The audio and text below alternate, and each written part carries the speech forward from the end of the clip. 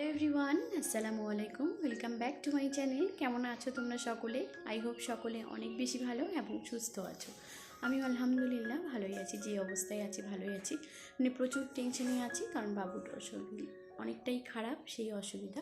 কয়েকদিন থেকে ডাক্তারের কাছে যাওয়া আসাতেই আমার দিন চলে যাচ্ছে। আমি তেমন একটা কোনো ভিডিও করতে পারছি না, কোনো ভিডিও ক্লিপ নিতে পারছি না, এডিট করতে পারছি না। আমি এতটাই পরিমাণে ওর শরীর একদম উইক হয়ে গেছে, ও শুধু বিছানায় উঠতেছে, ঘুমিয়ে পড়তেছে। আর বাচ্চাটাকে এরকম করে দেখে একদমই ভালো লাগতেছে না, সে কারণে কোনো ভিডিও দিতে পারছি না। তো আজকে ভাবলাম যেহেতু বাবু একটু ভালো আছে, তো একটা ভিডিও করাই যাক। তো কেমন আছো সবাই একটু কমেন্ট করে জানাবা। আর এই শীতে সবাই একটু সাবধানে থাকবা, কারণ দেখো আমি অনেক ঘাবড়িয়ে গেলাম। আমি বাবুর বাবা, সে তো একদম শরীর, তার মানে ছেলের অসুবিধাতে বাবাই শুকায় গেছে, কেমন হয়ে গেছে শরীরটা।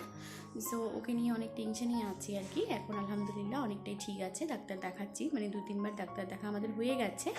সো এখন চলতেছে আর কি, ভালোই আছে। বাবুর সঙ্গে পরে তোমাদের সঙ্গে দেখা করিয়ে দিব। চলো এখন আমি রান্নাটা করে নিই, দেখতে থাকো ভিডিওটা। আশা করছি আজকের ভিডিওটা তোমাদের অনেক ভালো লাগবে। দেখো সকাল সকাল রান্নার প্রসেসিং নিয়ে চলে এসেছি। প্রথমেই তোমাদের সঙ্গে আর কোনো বাসি কাজ শেয়ার করিনি, যেহেতু মন মেজাজ একদমই ভালো না, সে কারণে আর কি। তো দেখো এদিকে আমি কি বলে সিম নিয়ে নিয়েছি।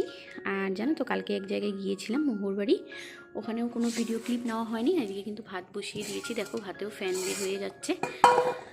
সো রান্নাটা করে নিই, সিম আলু ভাজা করব, আর ডাল রান্না করব, আর বেগুন ভর্তা।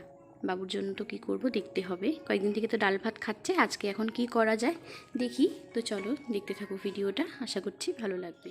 তো এদিকে দেখো টেবিলের মধ্যে কতগুলো ওষুধ নিয়ে বসে পড়েছে তার পাপা, সে কিন্তু চা খাচ্ছে, একটু আগেই উঠলো ওরা। আর আমার রান্না প্রায় কমপ্লিট হয়েই যাচ্ছে, আর অল্প একটু আছে। তারপরে ওকে কিন্তু বিস্কিট খাওয়ানো হয়েছে। এখন জানো তো গরম পানি দিয়ে বিস্কিট খাওয়ানো হচ্ছে, কারণ ডাক্তারবাবু বলেছেন যে যেহেতু গ্যাসের সমস্যা হচ্ছে, সে কারণে গরুর দুধটা এখন না দিতেই বলেছে, মানে বারণই করেছে এক কথায়। তো এখন আর ওকে দুধ বিস্কিট দিচ্ছি না, ওকে শুধু গরম পানি আর বিস্কিট খাওয়াচ্ছি।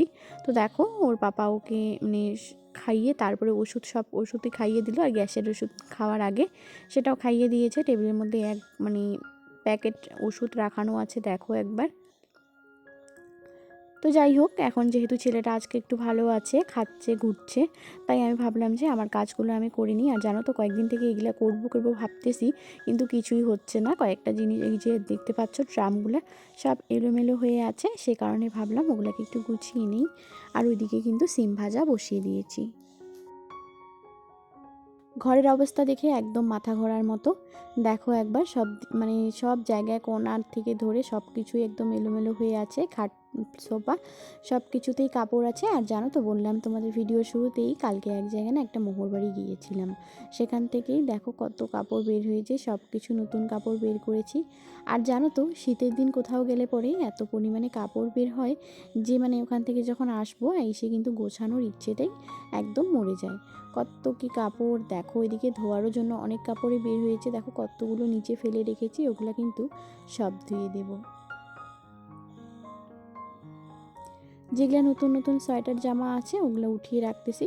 আর আমি না ওগুলো 1-2 বার পরলে ধুয়ে দিই না, 2-3 বার পরার পরেই কিন্তু, মানে 3-4 বার আর কি, ওরকম পরার পরে ধুয়ে দিই। নতুন পোশাক বলো বা সোয়েটার টোয়েটার বলো আর কি, এরকমটা। আর বাচ্চাদের তো ধুইতেই হয়, আর যেহেতু ছোট বাচ্চা ওরা তো একদম মেখে টেখেও শেষ অবস্থা, সে কারণে ওদেরগুলো চেষ্টা করি সবসময় ধুয়ে দেওয়ার জন্য। আর আমাদের বড় মানুষদের জন্য মানে 2-3 দিন পরার পর আর কি তারপরে ধুয়ে দিই।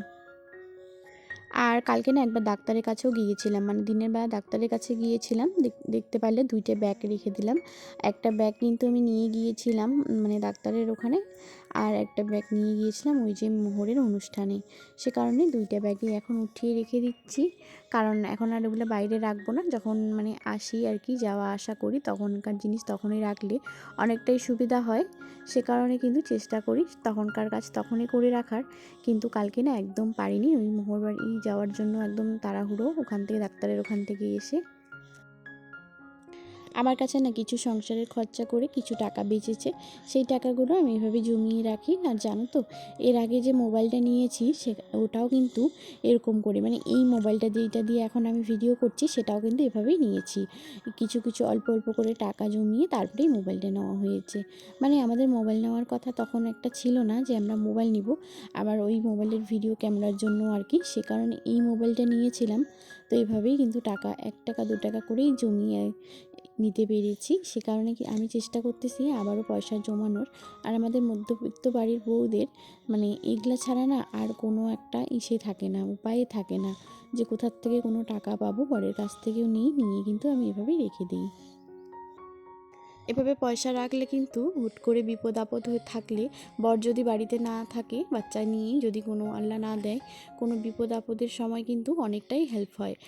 তখন আর কি ওই ব্যাংক কেটে বের করে নাও টাকা পয়সা, তখন কিন্তু আর কারো কাছে হাত পাততেও হয় না। সে কারণে কিন্তু অনেক একটা ভালো বুদ্ধি, যারা এইভাবে জমায় তারাই বোঝে। আমিও কিন্তু কয়েকদিন থেকেই দেখতেছি, মানে অনেক ভিডিওতেই দেখি এখন কিন্তু এটা একদম ট্রেন্ডিংয়ে আছে। সব কিছুই মানে সব মহিলারাই আর কি, যারা যারা ভিডিও করে সব আপুরেই এভাবে কিন্তু রেখে দেয় বাড়ির খরচা আর কি, সংসারের খরচা থেকে 2-4 পয়সা করে রেখে দেয়। সে কারণেই আমিও তোমাদের সঙ্গে একটু শেয়ার করে দিলাম। দেখো ওইদিকে কত জুতা বের হয়ে গেছে। এখন কিন্তু জুতা টুতা সব ধুইতে হবে, আর তার আগে কিন্তু কাপড়ও অনেকগুলো বের করে নিয়েছি। এখানে কয়েকটা কাপড় আছে ভাঁজ করতে, ওগুলো কিন্তু পরে এসে ভাঁজ করব। আগে স্নান করতে গিয়েছিলাম। সো গাইস দেখো ওইদিকে বাচ্চাটার কি অবস্থা, কয়েকদিন থেকে তো জ্বর আর ওষুধ খেতে খেতে একদম তো অবস্থা 12টা বেজেই গেছে। দেখলা তোমরা কীভাবে ওষুধ খাচ্ছে, এখন আবার পড়েও গেল। দেখো এখনই আবার পড়ে গিয়ে জাস্ট কতটা কেটে গেল, মানে এই যে দেখতে পাচ্ছ এই জায়গাটা আবার কেটে গেল, জানো তো। এত যে বিপদ আসতেছে ওর কেন আল্লাহই জানে। কয়েকদিন থেকে জ্বরে তো দেখলে কতগুলো ওষুধ খাচ্ছে। জ্বর, তারপরে পেটে ব্যথা, তারপরে আবার হজমের একটু প্রবলেম হচ্ছে, মানে অনেক কিছুই আর কি। তবুও দেখো কিভাবে আছে। পাপা তোমার ব্যথা করতেছে? ঠিক আছে, দেখো তোমরা সবাই আমার ছেলেটার জন্য একটু দোয়া কইরো। তো দেখো সব কাজ কমপ্লিট করে চলে আসলাম। আমার এক ননদের আজকে হচ্ছে পাকা কথা, মানে বিয়ের ডেট আজকে ফিক্স করবে, অনেক লোকজন আসবে, মানে 60 জনের মতো আর কি, টোটাল 60 জন হবে আর কি, ওদের এদিকে বা আমাদের এদিকে সব মিলিয়ে 60 জন হবে।